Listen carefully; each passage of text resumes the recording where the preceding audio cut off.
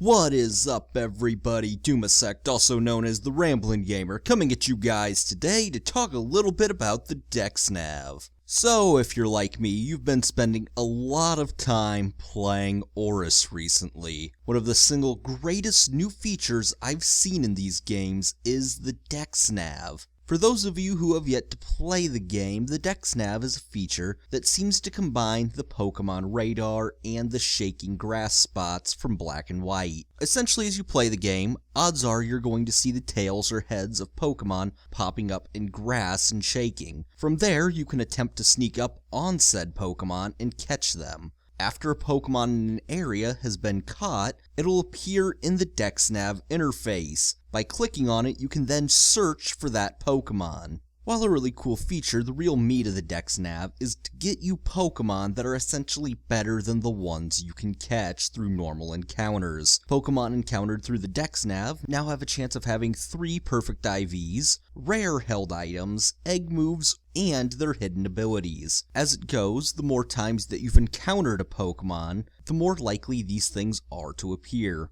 Also, chaining is a thing. Essentially, running into the same Pokemon over and over again will also raise your chances of one of these things appearing on said Pokemon. It should also be said you have to feint or capture the Pokemon. You can't run away. After the battle's done, immediately search for the Pokemon again. I've found that after you've encountered a Pokemon around 50 times or so, the amount of times you have to chain significantly decreases. Now we're going to talk about the interface a little bit. On the left side, we can see the level and the first move. If a red exclamation appears next to either of these, it means your Pokemon is either higher level than it normally would be, or that the first move your Pokemon knows is an egg move. On the right side, we have the search level. This is how many times you've encountered said Pokemon. Under this is type.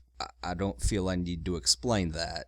If your Pokemon's a strange type, that it's not supposed to be catch that, because that's awesome. Underneath that is potential and 3 stars. If any of these stars are lit up, this determines how many perfect IVs this Pokemon has. If all 3 stars are lit up, a red exclamation will appear next to it informing you. Finally, under that will be anything interesting about the Pokemon. This will be things like held items or hidden ability. If a Pokemon doesn't have a hidden ability or a held item, it'll just have its normal ability pop up here. A few things I'd like to mention are that I have absolutely no idea if this has anything to do with being able to increase your chances to get a shiny Pokemon. Also, the higher your chain goes, the faster said Pokemon you're looking for is going to disappear. So try to sneak up on it as fast as you can. Well guys, I figured I'd just go ahead and make a video about this. The Dexnav easily comes in as my favorite new feature about these games. I do hope this video has